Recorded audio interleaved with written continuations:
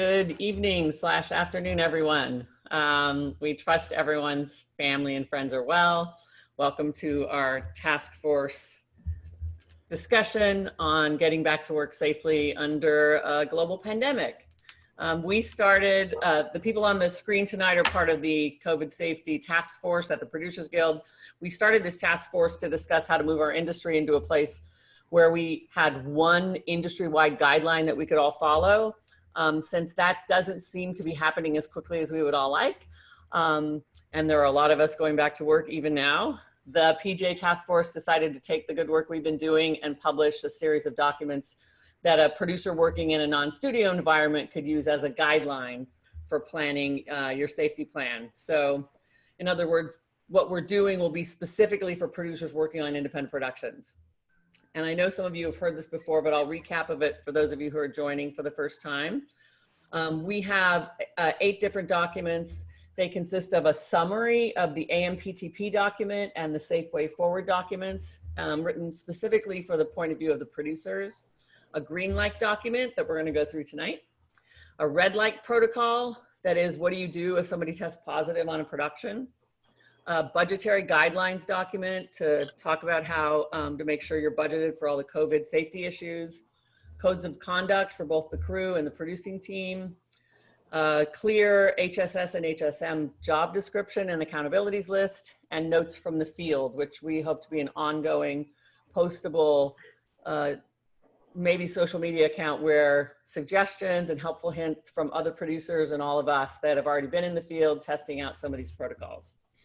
We're hoping to officially release these documents on Wednesday, the 26th, which is 2 weeks from today. No pressure. But these are just guidelines. I need to just say that everyone still needs to do their own production safety plan and get their own advice from their legal counsel. And if you're asked to work on a project, you should definitely review the producer's plan and make sure that plan provides you what you feel makes you comfortable going back to work. And the documents that we put together were only because of the good work from the people you see on this screen tonight and many others who couldn't make it tonight with us, and including Susan and Michelle from the PGA, who have been tirelessly working behind the scenes to help us pull these together. So I'd like to start off by having the people on the task force introduce themselves, and then we're going to start by reviewing the Greenlight protocols. And then we have a special guest producer, Wendy Cox, to talk about her personal experience. And then we're going to open it up for questions to all of you. So let's start with Harvey. Hi, I'm Harvey Wilson. I live in LA. I'm an EIC and line producer, mostly in nonfiction, and a former board member and Producers Council delegate. Thank you, Harvey. And Jen? Hi guys, Jen Hare. I'm a line producer in DGA UPM based out of Los Angeles and Indianapolis. I've been working with the Guild since about 2013 on the Production Safety Initiative. Also a retired national board and AP Council board member. And Gary.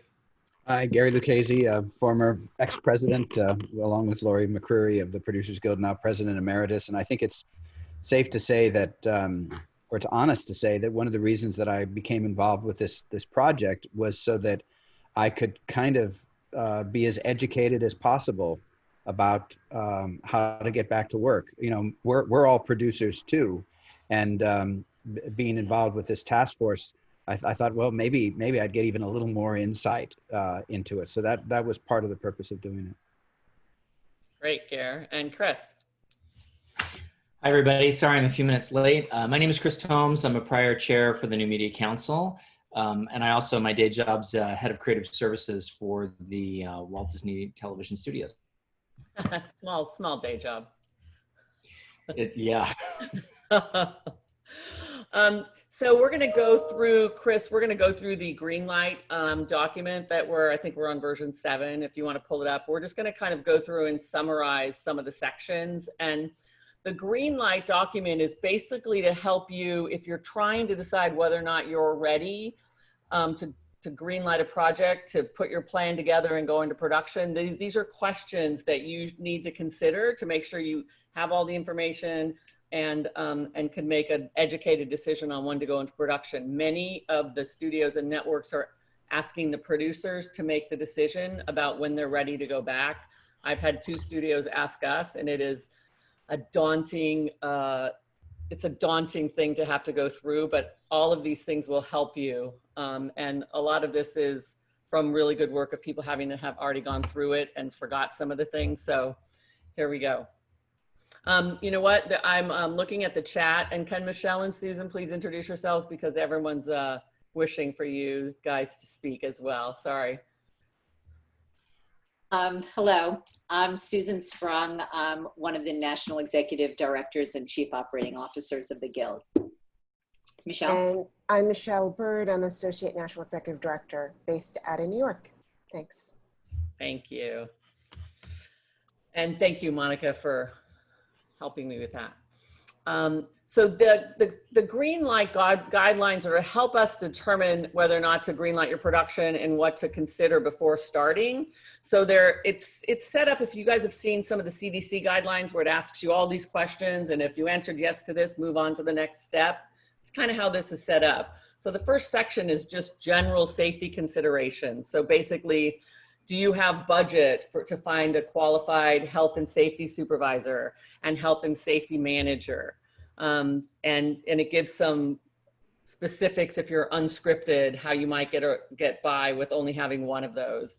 Do you have an industrial cleaning department that's going to coordinate and oversee sanitation and cleaning for all facets of production, all the areas, offices, sets, equipment, etc.? Do you have adequate security to help with keeping zones intact and making sure people are wearing PPE? Do you have adequate training available, not only on your COVID plan, but how to be safe about not spreading communicable diseases?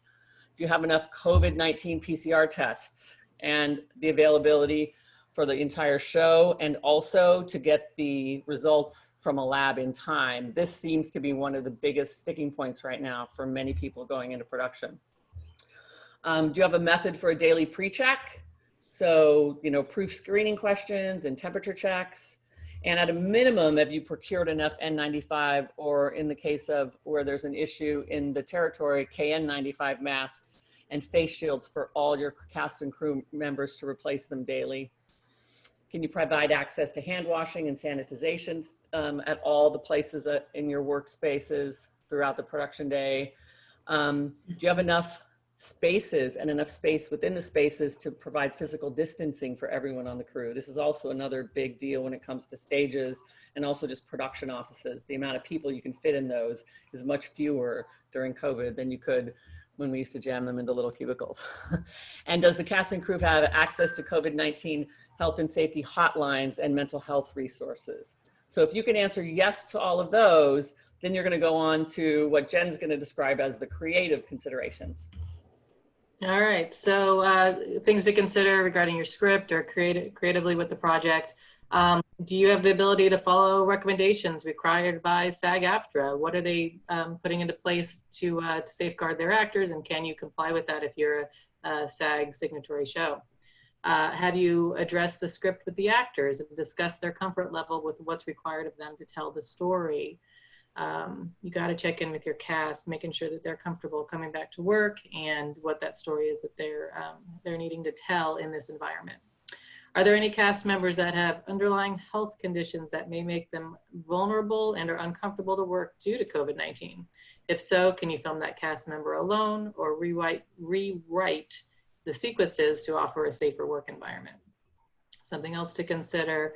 Can you film with fewer than 10 cast members, leads, supporting, day players within that close proximity? Can you make that work within the space? Can your background work in compliance with physical distancing protocols governed by the CDC? And can you adhere to civil authority recommendations for crowd size? So you've got to consider where you're filming and whose jurisdiction you're in regarding how many people can be in a space at one time. Can you use visual effects to provide assistance in creating that atmosphere? Have you cut or considered cutting intimate scenes, if any, in your production Or are you working with a COVID-19 safety health supervisor in consultation with a specialized trained COVID safe intimacy coach to safely execute any and all intimate scenes? What are your creative problem solving issues if you must absolutely keep intimate scenes in your script at this time? Can you cut or amend, if any, scenes or stunt sequences where there's physical contact that takes place between two or more individuals? If not, can you work in compliance with physical distancing protocols governed by the CDC and, again, your civil authority recommendations? So again, if you answer no to any of these, you might want to consider making some creative changes to what you're producing. If yes, let's keep going down the list. And Gary's going to talk now about the idea of where to film, like which country, city, state. Right. And I'll go a little bit off book for this too, because I think that for most producers, it was in the past based on, creative considerations and cost. But now you have to throw a lot more things into the hopper. You have to first decide, you have to assess whether the place you were thinking of shooting is in a green or a red zone. And, they have maps that show the countries that are green and maps that show the countries that are red. As it happens to be, the United States is currently red, but that doesn't mean that you shouldn't film in the United States. It just means that you have to be cognizant of it. And you have to check your county health and departments and places that are more easily to film. And then you also have to ask yourself, can you limit the number of people traveling in and out of that location or that environment or that country? Does your budget allow for a 3-day quarantine period if needed, and after retesting each flight to a new location? Do you have a plan and resources to take care of cast and crew if they contract COVID-19 during your production while away from home? If cast or crew member gets COVID-19 during production, do you have a plan to cover their medical expenses? For crew, do you have a plan for other crew to take over their position? For cast, can you reschedule your work and or redirect the storyline in absence of a sick cast member? So, but one of the things that I was thinking about, and I was talking to Lori about it today too, is we have heard of various productions that are shooting and that are doing okay. I know that Jurassic World has been in London for 5 weeks and they're doing okay. And we know that SWAT is back up in Los Angeles and it's also doing okay. In both of those scenarios, you have testing in Zone A of 3 times per week. I believe Zone B is once a week. You have active testing, and you have a crew that is really taking their job quite seriously and cooperating. So I asked Lori this question today, and I'd love to throw it out to you guys. If you had the option of being in a location where there are more cases but better testing, example London or Los Angeles, would you prefer that or not prefer that over a location that has very few cases? Montana, New Mexico, various places that has very few cases, but may not have the same level of testing. Now, of course, the guilds have a level of requirement, but my guess is in Montana, it's once a week for testing, not 3 times a week. So, and that would be an interesting debate. And I don't really know the answer. My instinct is to follow the places that are surviving, which would be London and California, even though we know that those locales have far greater cases. But I don't know. This is why I'm a part of this group to ask smart people like yourselves what you think about it. So that's my spiel on locations, where we've got all the protocols, but then you could still come up with a question that you have to ask yourself. That's an interesting one. Yeah, I suppose for me, it'd be how many at-risk people do I have on my team? Right. And am I more comfortable going to the middle of Montana, I don't know, with an 83-year-old actor, or in the middle of LA? It's a good question, Gary. It's really, does anyone have any thought on that before we like move? For nonfiction, Harvey, would you rather go to a locale that has very few cases, but the testing is probably not so great? I think in nonfiction, you'd rather go to a place that has fewer cases. Right. Because you're less likely to be isolated in a single place, a single studio, and be able to confine the people who are working on the show. So you want a lower percentage chance of having a problem. Right. Yeah, Okay. I'd agree with that. Right. Yep. there's a couple on insurance recommendations. Chris, do you have that in front of you? Do you want to go through that, or if you don't, I will just jump You're in. muted, Chris. Sorry about that. Yeah, I have that in front of me. So, Great. insurance considerations. So, if you don't have an insurance policy in place that covers COVID-19 related claims, do you have a government-backed insurance policy in place? Or is your financier willing to pay for any COVID-related insurance type issues, claims such as shutdowns, crew pay, holding deals, startup costs, etc.? You know, while there are typically liability waivers that a producer requires from an employee to work on programming where the content capture is inherently risky, these waivers should not also apply to potential exposure and the contracting COVID-19 while in production. Exposure to and contracting of COVID-19 are not risks inherent to the capture of the creative content. Therefore, we don't approve any form of a COVID-19 liability waiver at all. So if any of the above insurance answers are no, then you should really consider production. You should not consider production at this time. If you could say yes to some of the things that I've mentioned, then you could certainly get underway. Yeah, thanks. And Chris, sorry for throwing you, out without preparing you. The note I think is really important because we're getting a lot of questions especially from the unscripted world, that we always sign waivers because we're going to this location that's going to be, we have to do diving, we have to sign a way that it's risky. And some of the people are kind of slipping in also the liability waiver of liability for COVID-19. We suggest you do not sign those.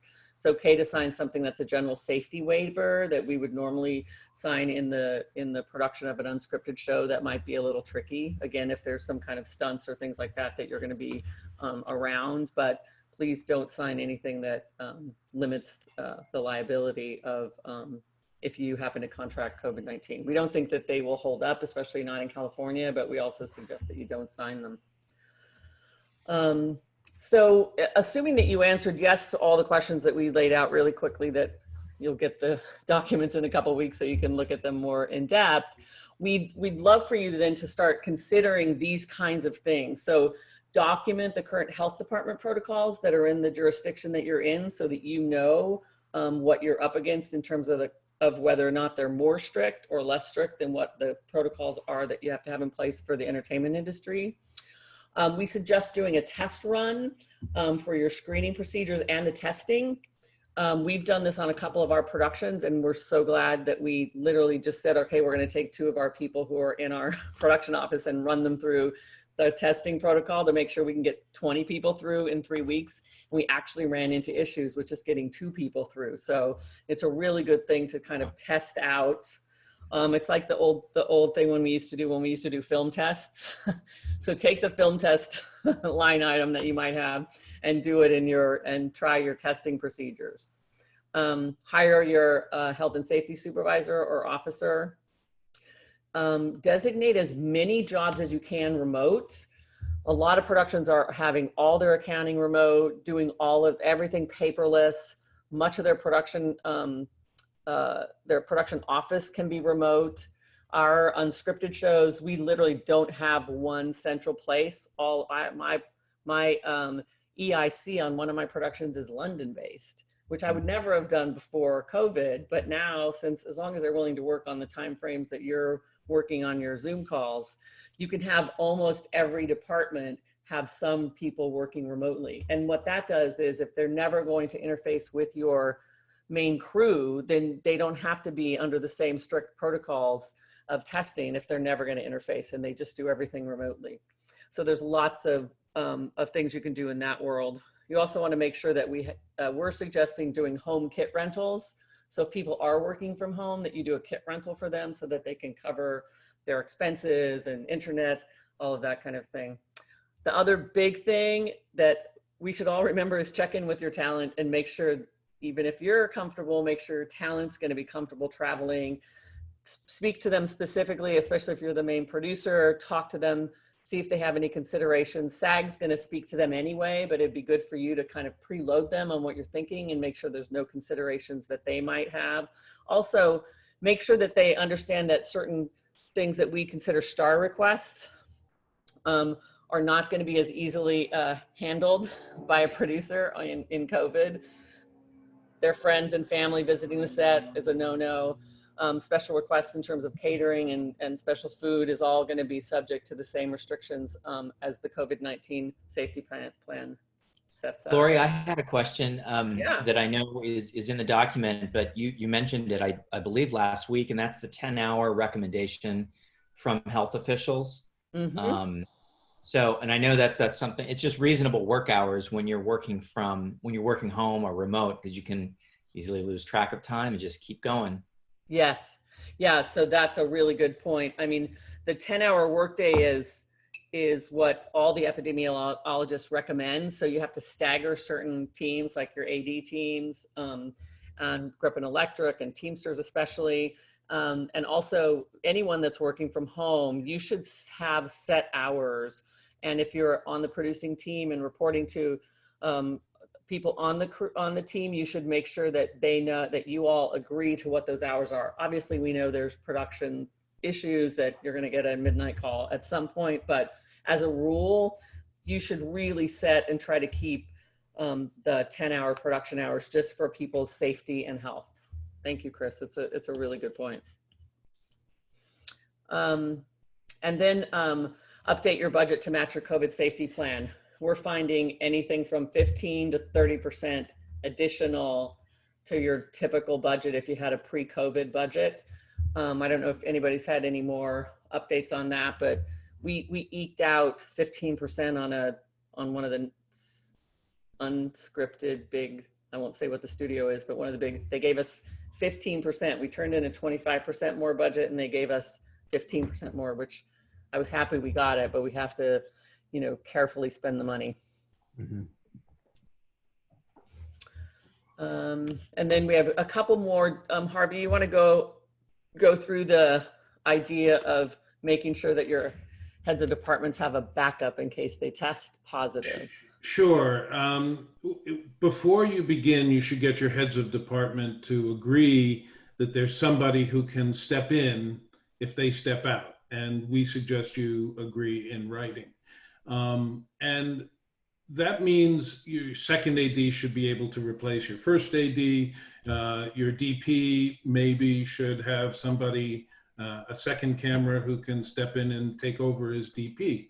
Now, part of that you need to keep under consideration is, first, financially, you need to be hiring people who are qualified to step in. So that may up your budget a little bit. But secondly, you need to consider where people are working.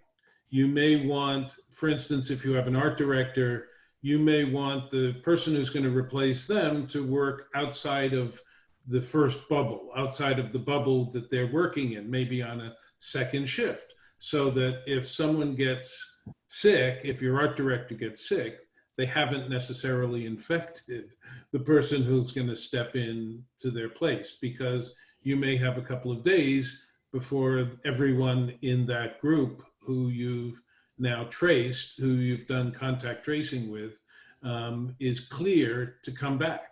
So you want to keep the replacements in different bubbles or on different shifts so that they can step in. If you're doing a studio shoot, multi-camera, you may want to have a second control room group, maybe alternate so that a TD can step in from the other group if someone gets sick, or you can swap in the entire group. So that's just how to, but it should be across all groups that aren't of primary consideration. For instance, and that means obviously if your cast gets sick, you can't shoot with your cast, and you can't do alternate scenes, you may have to stop down. So anything that is replaceable, you should have a plan to replace them, and that means both logistically and financially. Great. Thank you, Harvey. Thank you. We have a few questions already in the Q&A. Michelle, should we invite our producer in first, or should we get to a couple of these questions? What do you guys think? Maybe grab a couple of the questions. Okay. Thanks. How do we find a COVID from James? James, how do we find a COVID safety supervisor in New York to hire on set?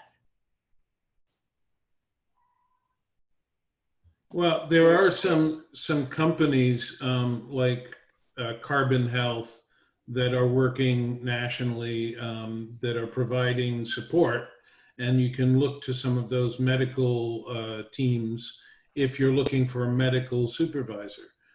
Alternately, for smaller productions, if you're looking for, there are a lot of PGA members actually who have become certified as COVID compliance officers, and they've been working on small shoots and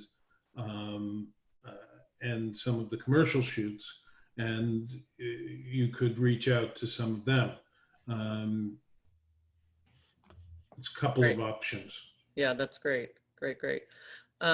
Somebody, Jess Weiss says there are Facebook groups for COVID officers in New York too. Thank you, Jess. Check Facebook. Are we getting test results back in a timely manner? If so, where did you send your tests in LA? Oh God, if only we knew. I'm trying to find that out. I saw that question, so I texted my friend who's working on SWAT, but I haven't heard back from her yet, but she's an executive producer and she would know. But here's what she told me, and it gets to one of the other questions too, is that because it was the first show up and it's CBS and Sony, that they had like cut the budget last season. They were going to be a mid-season replacement, and they were doing everything bad to it. Then all of a sudden, because they had a couple of scripts written and they knew that they could get back up sooner than the other shows, CBS and Sony threw more money at it. They have an epidemiologist doctor on the set. So they are, my guess is that they're getting the test back very quickly, and they're throwing money at this situation because they're actually going to be the first show on air, I think. And they've got a room that works 5 days a week from like 9 to 6 every day. So I might hear from her. Testing? But no, with writing scripts, and they're chugging. What we're finding as just anecdotally is that if it's a smaller shoot, like we have a 15, 20 person team, it's harder for us to get the attention of the companies and the labs that are saying they have access to testing and fast turnaround. Than if you have a 150, 200 person crew, which I guess we would expect, but it's sad when you're the small little production that's looking for testing. There are, however, doctors and medical professionals who will go out to your site and do the fast testing backpack PCR tests. So that's an alternative if you don't have hundreds and hundreds to do in one day. Jess Weiss is asking, do we have a suggested amount for home kit rental? That's tricky. I think you just have to look at what you're asking them to do.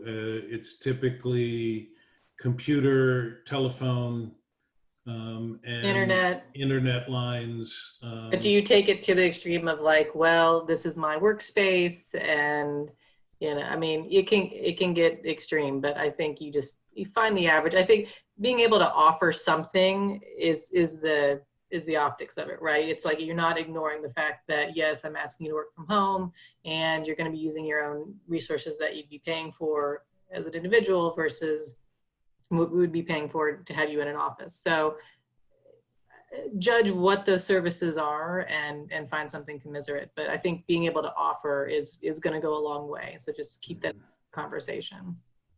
And I would say, because I'm literally dealing with that for my job, and I did not expect to have to be doing post-production. And suddenly then I did, and my monitor was not capable of showing what I needed. The gamma was completely terrible. So what I have found actually surprising is that of course I'm with a corporation, but just make sure that you are offering the people who are doing the particular kind of work what they really will need, and giving them some flexibility. Because if they do need a 4K monitor with appropriate gamma so they can actually deliver a cut, they're going to need it. Or Yeah. if they're going to need a really, really fast internet line, you got to make sure that you're going to put budget towards that, because the last thing you want is them cutting out and stuttering when you're on a critical Zoom call before you go into production that day. Great. That's great, Chris. Very specific. I'm going to answer one more question, then we're going to get to Wendy. Jonathan Burkhart is asking, I'm a line producer and I'm hearing all kinds of testing procedures. None of them are the same. The PGA is going to come out in line with AMPTP and the Safe Way Forward, where when you break your crew into zones A and zone B, and all zone A members need to be tested 3 times a week, PCR tested, and zone B members need to be tested 1 time a week, the first day of the week or the second day of the week. And that's pretty much standard throughout the industry right now. So that's the testing plan that you should be thinking about. And now I would like to introduce producer Wendy Cox, who's here to share with us, I think, some success you had, if you would unmute, on a production recently. Yeah, I did 2 music videos for a going to be an unnamed director in Wilmington, Delaware. 52-person crew, cast and crew. Most crew was from the Philadelphia area. We had, the DP was from Los Angeles. We had, the choreographer was from Los Angeles. And the performers, the dancers, and one of the other cast members were all from New York. So we had to do the quarantine, the testing prior to the flights, when they landed, quarantine. We also had the dancers come in 2 weeks early. They were rehearsing. They had a week of rehearsal, but they had a week of just being in their little bubble, in their pod, before they started rehearsal. And they were tested prior to traveling. Now I should back up and tell you that we did hire a company out of Reston, Virginia, called Trifecta Solutions. I found that on Trifecta Solutions was recommended through Coordinators 911, which is a listserv that I've been on for years and years and years. Trifecta Solution is an infection prevention company. They're retired military officers, and they have contracts with the military. They have contracts with big companies all over the world doing infection prevention.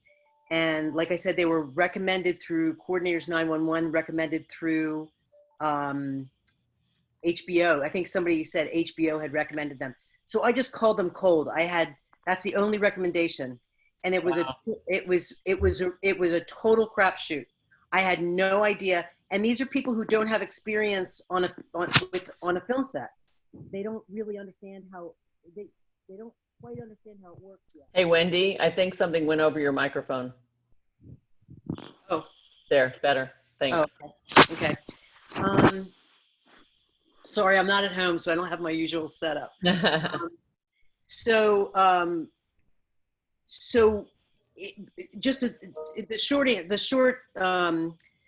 short response to taking the crapshoot to hire them, they were fantastic. They set up, we brought them in early. We brought them in the week prior to filming. We did all the testing. Myself, the other producer, and my production manager organized all of the testing for the 52 people in conjunction with the production company. And that was going on along swimmingly until the turnaround rates started expanding. Because we had a very specific schedule to get people tested in time, to get them started on time. And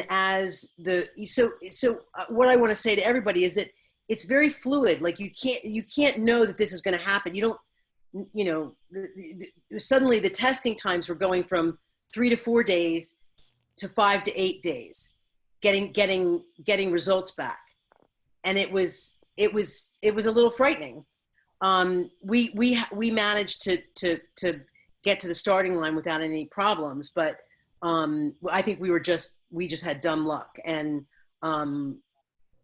so with the infection prevention and control company, Trifecta, they were there during the prep, the first time we were on location when crew started prepping at that location.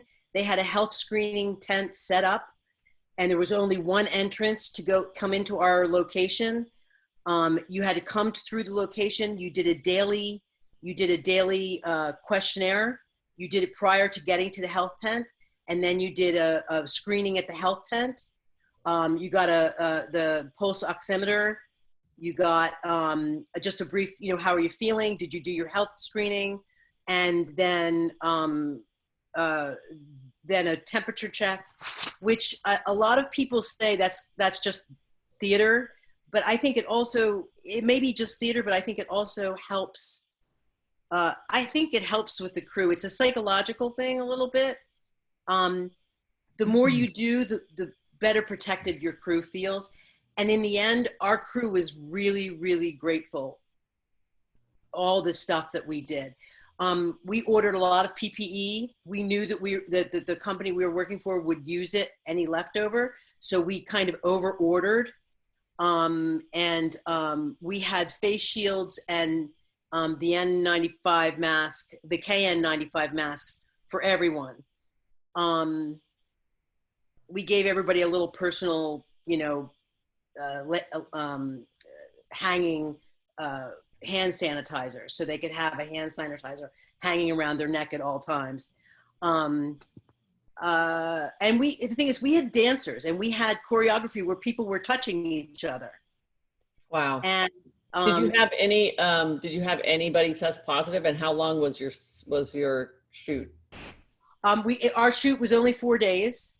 Okay. But we had 5 days prior. We had rehearsals, and we had certain hair and makeup stuff. We had extensions put in, 3 dancers, and we had a prosthetic makeup.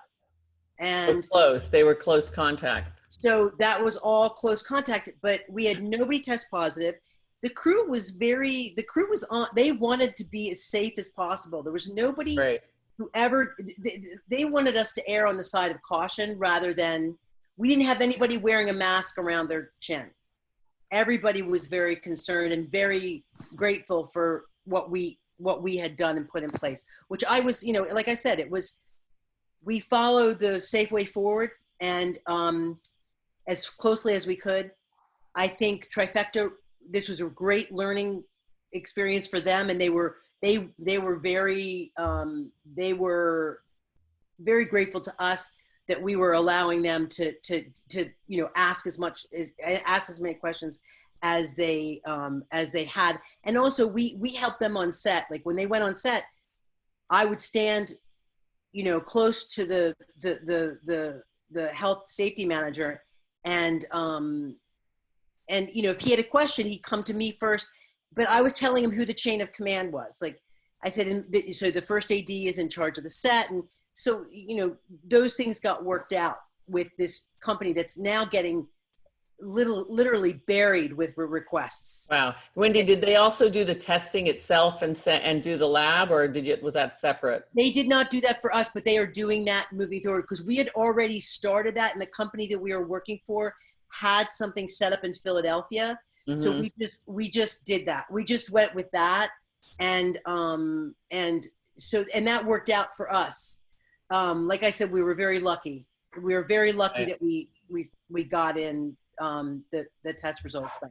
Wendy, how did you handle crafty and lunch? That was by far the hardest thing we had to deal with.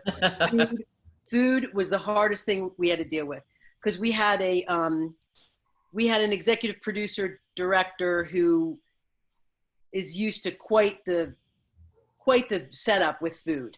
And that's so surprising. I know. And every day it was a little bit of a blow up that me and the other producer had to deal with, because he didn't feel like we were feeding the crew well enough. But you know what we did, instead of having one central craft service, what we did was, and we set up, we had 20 coolers, and there was a cooler for each department. Now we also had the zones. I should say we had zone A, B, and C. Anybody tells you that there's not going to be mixing between those zones is not right. It was very hard to keep those zones separate. Yeah. But what we did with the craft services, you know, Grip had their own cooler with gloves for their water and drinks. They had their own basket of craft service. Electric had their own basket of craft service and their own cooler, and so on and so forth down the line. The performers had theirs. HMU had theirs.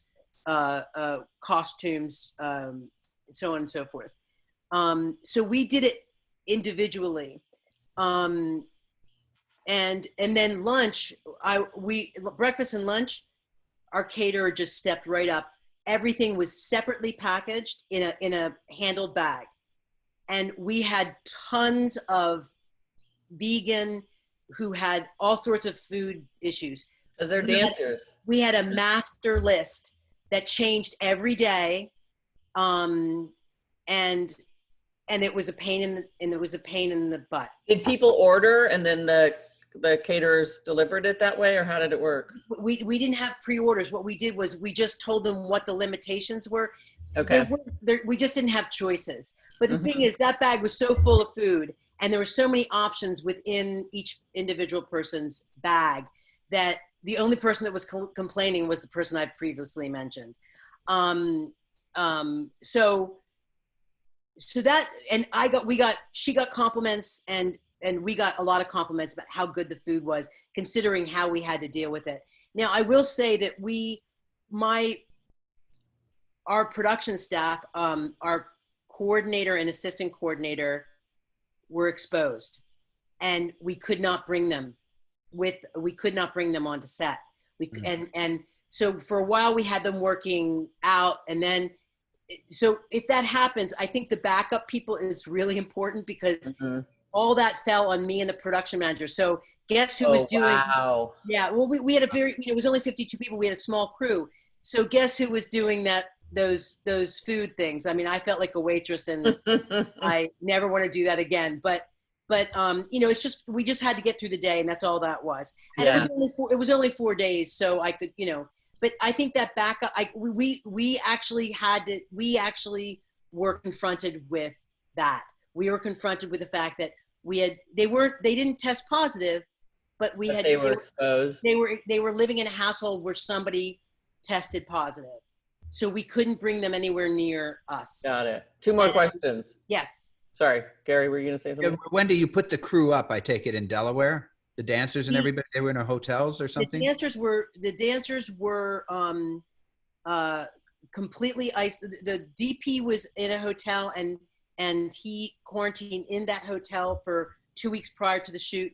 The dancers were all quarantined in the director producers. Right. And did you send them food home for dinner, or did you allow them to go out or No, they didn't. The dancers, funny enough, the dancers did not ever kind of get out of the bubble, except for when they were on set. The crew all went home at night. Oh, okay. I just want to say that the crew Good. all went home at night. We did not. Now, I was just offered another job, which I just, in Philadelphia, that, you know, God bless, thanks for the offer, but all the crew is going to be in, no matter if you're local, you're going to a hotel for 2.5 months. Yeah. And then I was trying to ask, like, how are you going to enforce that? Because I know some people who are not going to follow the rules. Right. And they said, well, it's going to be, you know, immediate dismissal. And I said, have you worked with Local 52? So anyway, and actually she hadn't. So she was the person coming in as the health safety manager. And I think that's important too. You have to have somebody on that team that if you're working on a union job, you have to have somebody on that team, on that health and safety team that understands how to communicate with a BA or a shop steward. Yeah. That's absolutely crucial, Yeah. because that could just create really big problems. Yeah, I think that the way we think about it is the health and safety supervisor is from the medical profession, and the health and safety manager is definitely from production. They have to be able to communicate to the team. Do you, so there's two more questions. How often did people change their masks and shields? And the second one is, what would you do differently? We gave people new gear every day. We didn't do it more than that. And we told people, we have a stash here. You want something new, you come to us, no problem, you can get it. But we just did new stuff every day, new gear.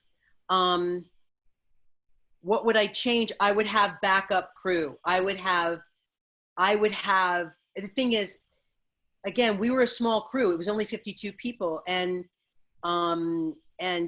we didn't really, there wasn't enough lead time to kind of have a backup to our production office crew.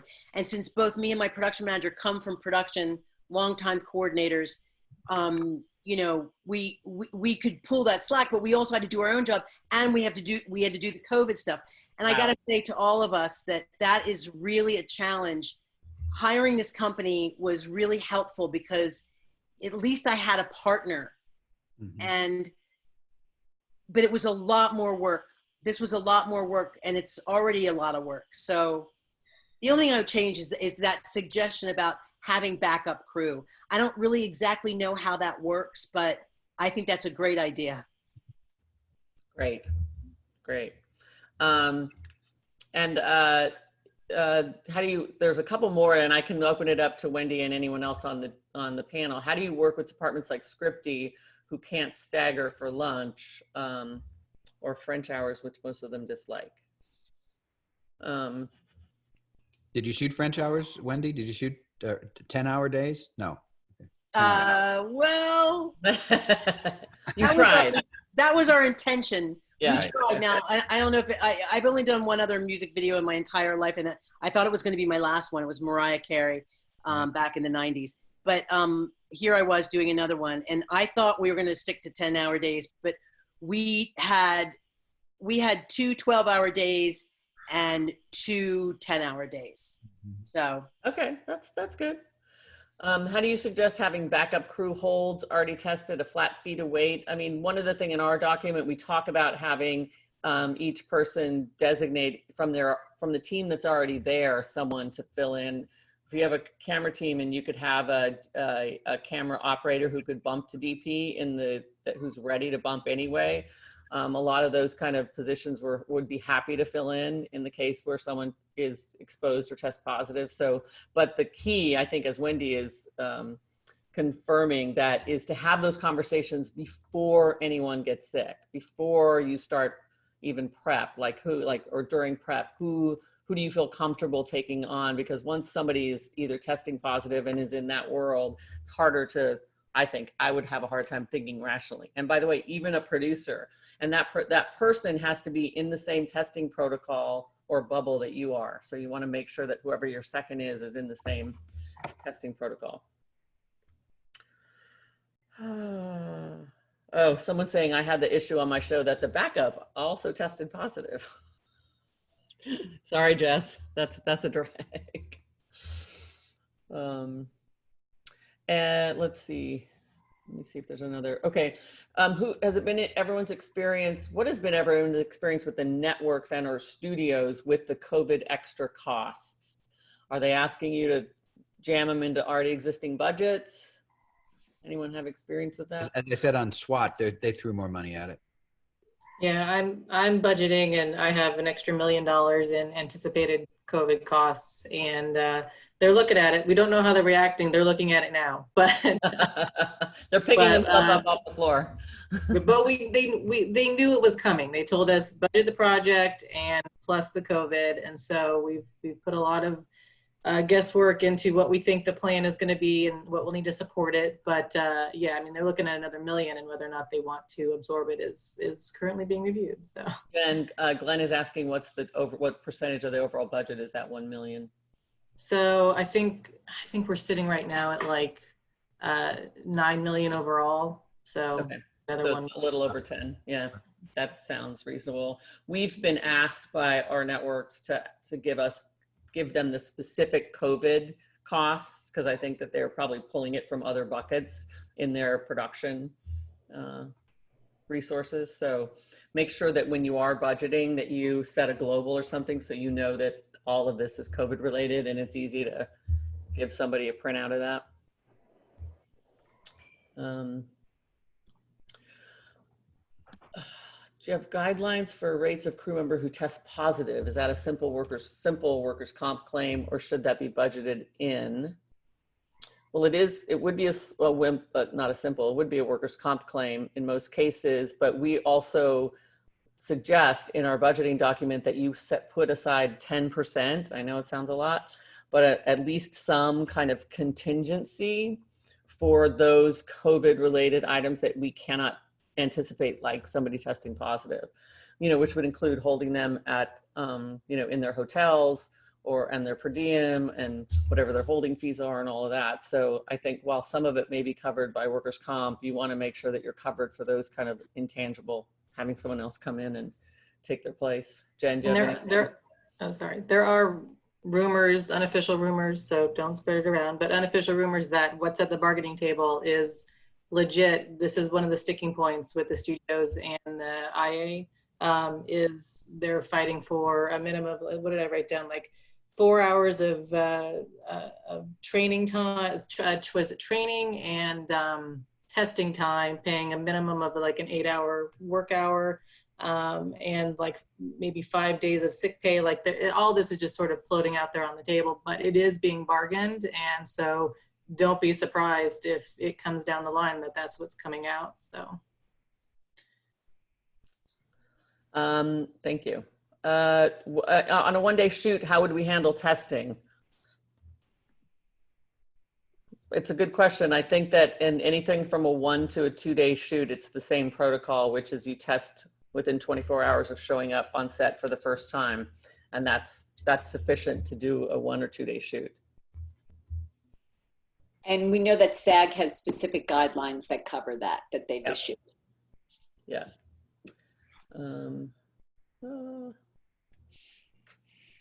What are your thoughts on false negative and false positive tests? I think we discussed that as if you're over a longer period of time, once you have a positive, you immediately should retest with the antigen test, and that could or should pick up whether or not if it comes up a negative, then you've got at least some confirmation that there was a problem.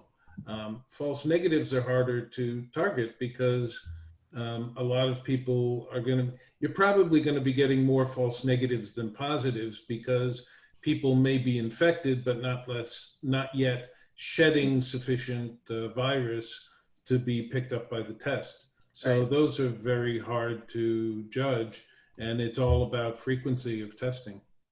Next week's We gonna had be- a, Go ahead, I'm Chris. sorry, we had a conversation with the team at Fremantle today. Because there's an event tomorrow night at the Television Academy talking about non-scripted and COVID protocol.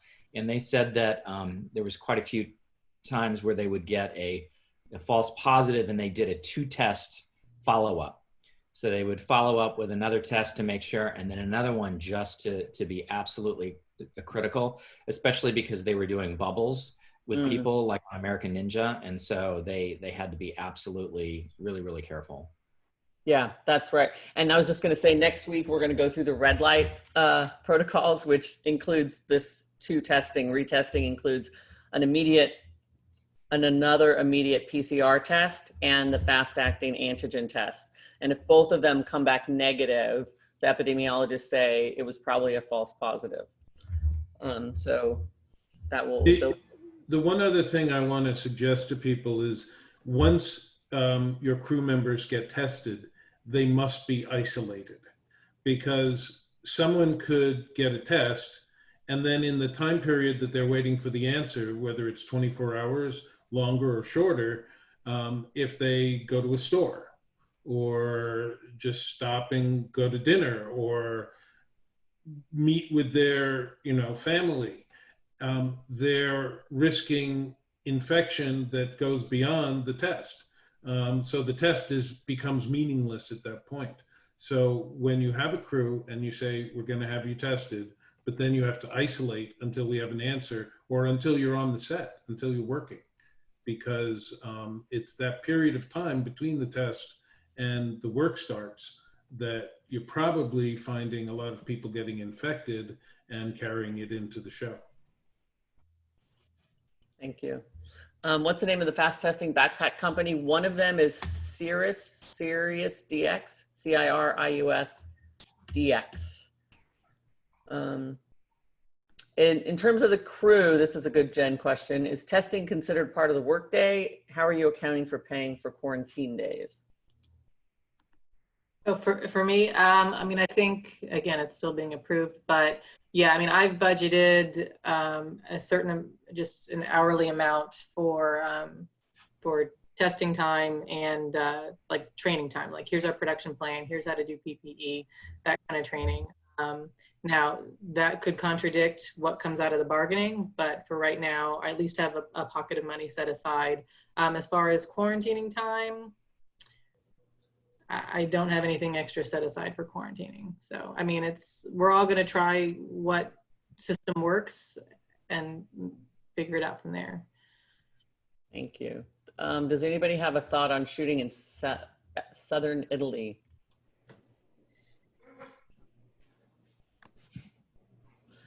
So I can give you some anecdotal information where we have 2 shows, a film shooting in Italy, meant to shoot in Italy, I should say. We're still waiting to see if we can get, it looks like there might be some government-backed insurance covering COVID for Italy. So we're waiting for that. So my thoughts are, if we can get that, that would be great. We had an unscripted show just turn in a budget for shooting in southern Italy on a very, like a 4-day shoot. And it was multiple times over what we had budgeted in pre-COVID days, and it wasn't including COVID. So there's a lot of concern in some localities about bringing Americans in, and they're setting up a lot more protocols that you need to go through. So just be careful, when you get your fixers there, make sure they're clear about what your protocols are. And also you can't just think that it's going to be the same rates as you would have gotten pre-COVID for people to come back to work. So that's something we weren't even anticipating. Okay, so we're out of time. I'm just gonna leave one. We're gonna put the rest of the questions up for next week or answer them during the week. There is definitely one thing that Stan just said. One of our clients is filming on location, even with complying with all the protocols. Still, at the end of the day, tempers can be short. What can production do to create a lighter end of day relaxation? I think this is something for us all to be thinking about, which is, especially when we're all in this bubble, going away somewhere for 2.5 months. As producers, I think we need to be cognizant of the fact that if we can't, like all of us, well, all of my crew, I won't say me, but all of my crew used to go off and blow off steam, they would say. Yeah. And sometimes I would join them. So the question is, how do we make a production environment, especially when we're all on location in this bubble, a place where we all still, like, I think some of us go stir crazy in our homes now. Think about being 3 months away in a location that's not even your home. And what can we do as producers to help with just the general overall mental health and well-being of our crew? And I think that's something that maybe we can all think about and come back next week to talk about. Cool. So thank you, everyone. Thank you so much. Please send any questions and any notes from the field, or like Wendy, let us know that you have very critical, good information that you've just gone through. So we'd love to have more visitors. So Wendy, thank you so much for coming. Great. Appreciate your input. Thanks for taking the time. And please send us emails at info@producersguild.org. And thanks, everyone. Thank you. Thank you. Thanks, Wendy. Thank you, Wendy.